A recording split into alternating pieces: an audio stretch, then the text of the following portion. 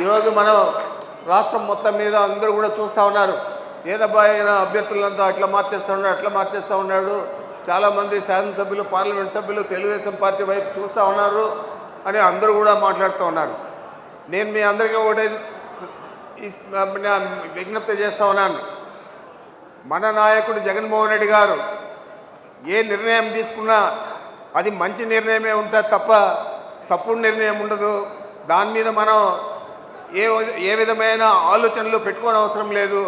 మన ముందున్న బాధ్యత అంతా అత్యధిక మెజారిటీ మనం సాధించడమే అని చెప్పి మీకు మనవి చేస్తూ ఉన్నాను. ఏం చేతంటే మన నాయకుడు ఏదైతే చెప్పాడో ఎన్నికల ముందు తూచా తప్పకుండా 99.5% ఎన్నికల హామీలన్నీ కూడా నెరవేర్చాడు. ఎవరైనా ముఖ్యమంత్రి అయితే ఇంకా మనకు 5 సంవత్సరాల సమయం ఉంది, ఏదో మనం 6 నెలల ముందు ఎన్నికల ముందు ఇది చూద్దాంలే ఎన్నికల హామీలని ఎవరు కూడా పట్టించుకునేది లేదు. గతంలో మనం చూస్తూ ఉన్నాం 40-50 సంవత్సరాల నుంచి, దాదాపు 78 నుంచి నేను ప్రత్యక్ష ఎన్నికల్లో ఉన్నా.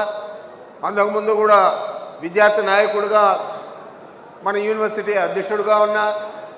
కానీ ఎప్పుడు కూడా మాట చెప్పి ఎన్నికల్లో మేనిఫెస్టో రిలీజ్ చేసి ఆ మేనిఫెస్టోను ముందు ఉంచుకొని తన మంత్రివర్గ సభ్యులందరికీ కూడా ఈ మేనిఫెస్టోని మీరు బైబిల్ మాదిరి, ఖురాన్ మాదిరి, భగవద్గీత మాదిరి చూస్తూ మీ ఆఫీసులో పెట్టుకోవాలా, రోజువారీ మనం ఏమేమి పనులు చేస్తూ ఉన్నాం, ఎన్నికల హామీలు నెరవేర్చామా లేదా అని చూడాలని చెప్పి ఏదైతే చెప్పాడో ఆ విధంగానే 99.5% హామీలంతా కూడా నెరవేర్చడం జరిగింది.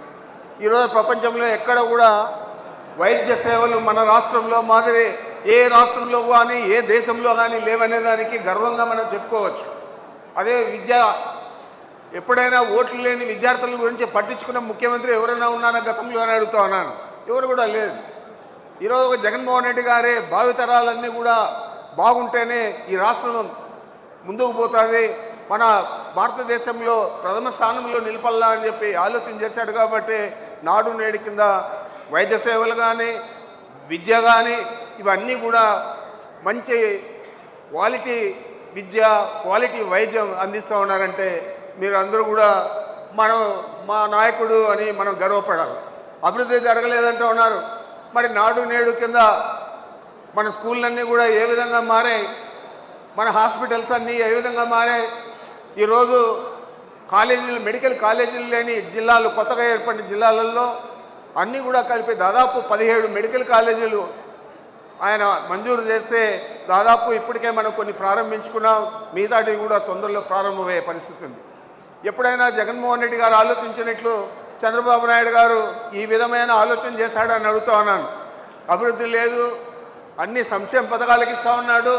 ఇది శ్రీలంక అయిపోయింది, శ్రీలంక మారి మనం దివాలా తీస్తుంది ఆంధ్ర రాష్ట్రం అన్నాడు. మరి ఆ కూత కూసిన చంద్రబాబు నాయుడు ఈరోజు ఏం కూస్తూ ఉన్నాడు? ఈరోజు నేను అంతకంటే ఎక్కువ ఇస్తాను, ఏదో గ్యారంటీ అంట, ప్రతి ఇంటికి అతికిచ్చున్నారు గ్యారంటీ అండి. నీకే గ్యారంటీ లేదు, నువ్వు ఇచ్చేదానికి ఏం గ్యారంటీ ఉంటుందని అడుగుతున్నాను. చంద్రబాబు నాయుడు తప్పుడు మాటలు చెప్తాడు. ఎన్నికల హామీల్లో అంతా కూడా వీలు కానివన్నీ కూడా అమలు చేసేదానికి వీలు కాని హామీలన్నీ కూడా ఇస్తాడు. మోసపోకండి అని మీ అందరికీ మనవి చేస్తూ ఉన్నా.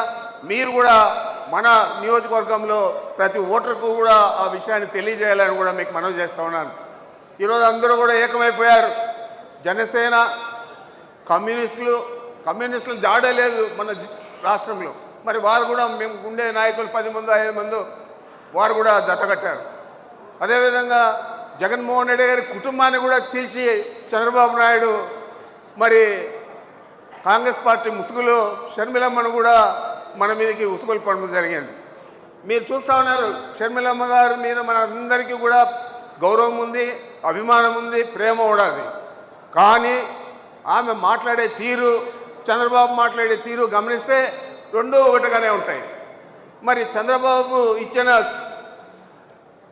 స్పీచ్ల్లో ఆయన ఏదైతే మాట్లాడతాడో ఆ మాటలంతా కూడా ఆమె మాట్లాడుతూ ఉందంటే మరి ఏ విధంగా మనం భావించాలని అడుగుతూ ఉన్నాను. అంచేతే నేను ఒకటే చెప్తా ఉన్నాను, ఎంతమంది ఏకమైనా ఎవరు కలిసినా మన నాయకుడు చెప్పినట్లు మనం ఒకరే పోటీ చేస్తాం. మనకు ఎవరితో కూడా మనకు పొత్తులు ఉండవు, మనకి పొత్తులు అవసరం లేదు. ఎందుకంటే వారు మన సమావేశంలో చెప్పాడు, ఉరవకొండలో మీ అందరికీ గుర్తుంటుంది. నాకు ఎవరు కూడా లేరు, ఎల్లో మీడియా లేదు, లేదా ఎల్లో నాయకులు లేరు, లేదా నాకు మద్దతు ఇచ్చే పార్టీలు లేవు, నేను ఒక్కడే పోటీ చేస్తా ఉన్నా, నా మద్దతుదారులందరూ మీరే అని చెప్పి అక్కడున్న సభలో ఉన్న వ్యక్తులందరినీ ఉద్దేశించి చెప్పిన విషయాన్ని మీకు గుర్తు చేస్తా ఉన్నాను. అంచేత మనం ఏదో ఇంతమంది కలిసిపోయారేబ్బా ఎట్లో ఏమో అని ఆలోచించే పరిస్థితి లేదు. తప్పనిసరిగా మనం గతంలో కంటే ఎక్కువ మెజారిటీతో రాష్ట్రంలో అధికారంలోకి రాకపోతూ ఉన్నాము. రాబోయేదే కాకుండా వీళ్ళందరూ కూడా చేస్తూ ఉన్న కుట్రలు కుయుక్తులు అన్నీ కూడా రాష్ట్ర ప్రజలందరూ కూడా గమనిస్తూ ఉన్నారు. అది ఇంకా పెద్దగా మనకు బలం చేకూర్చే విధంగా అందరూ కూడా సమాయత్తం అవుతారు ఈ రాష్ట్ర ప్రజలందరూ కూడా అని మీకు మనవి చేస్తా ఉన్నాను. ఎంతమంది కుట్రలు చేసినా కుతంత్రాలు చేసినా ఒక భగవంతుడి దయతో జగన్మోహన్ రెడ్డి గారు విజేతగా ఈ రాష్ట్రంలోనే కాదు భారతదేశంలోనే అత్యంత స్థానాలు సాధించిన వ్యక్తిగా అన్ని రాష్ట్రాలలో కూడా నిలవబోతూ ఉన్నాడని కూడా మీకు మనవి చేస్తూ ఉన్నాను. మనం ధైర్యంగా పోరాడాలా.